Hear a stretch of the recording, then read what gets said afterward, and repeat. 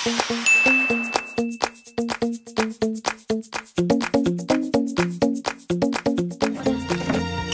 pasensya ka na sa ulam ha. Yan lang ang kaya namin eh.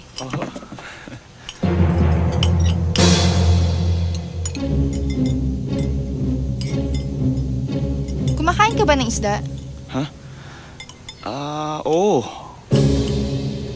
Paborito ko yung isda eh. Talaga? Ito oh. Yan.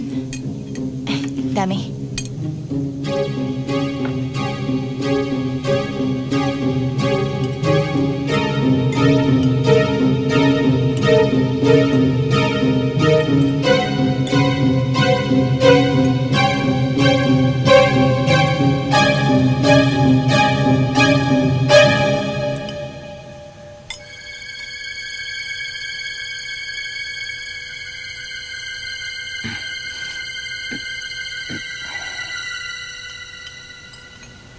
Sarap!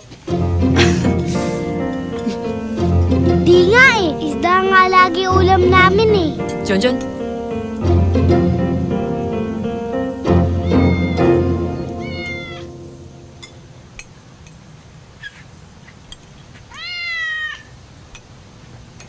O bakit? Yung pusa. Dinidikit yung katawan niya sa binti ko. Ginagawa talaga nila yan. They rub their scent dun sa human family nila para kung sakaling magkahiwalay sila, magkahanapan sila. Ibig sabihin, tinuturing ka ng pamilya ng pusa namin.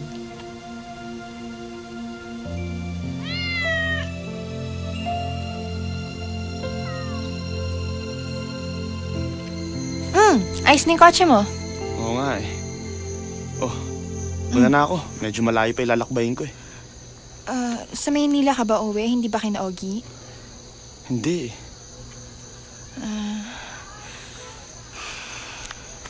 Sige.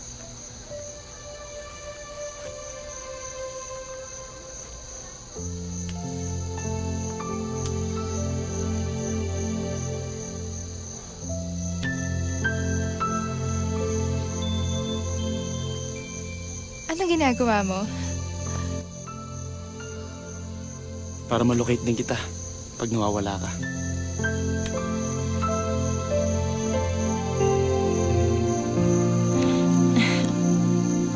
Sige, una na ako. Justin! Ano kasi, bukas baka kasi lumabas ako ng Maynila. Ayusin ko yung scholarship ko sa university. Nakapasa ako sa entrance eh. Talaga? Kontakin mo ako. Hahatid kita. Yes, pare! Magkakaklase tayo! Ayos! Ito ang grupo! Last selection! Justin! Justin!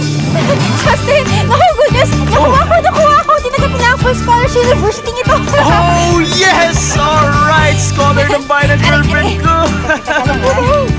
Girlfriend? Makita ka lang. Basta makasama ka lang. Alam mo, kapag makausap ka lang. Basta kahit pamahali ka.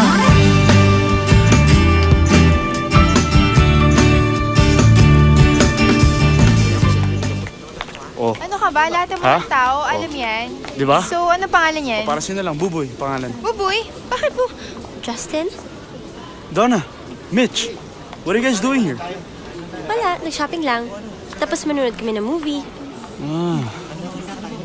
So, who's the girl?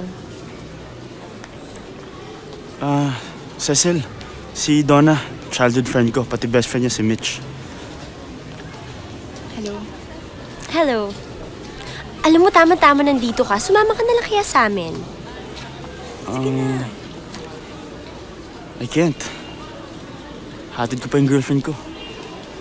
Cecil, let's go. Next time na lang. Tara. Bye.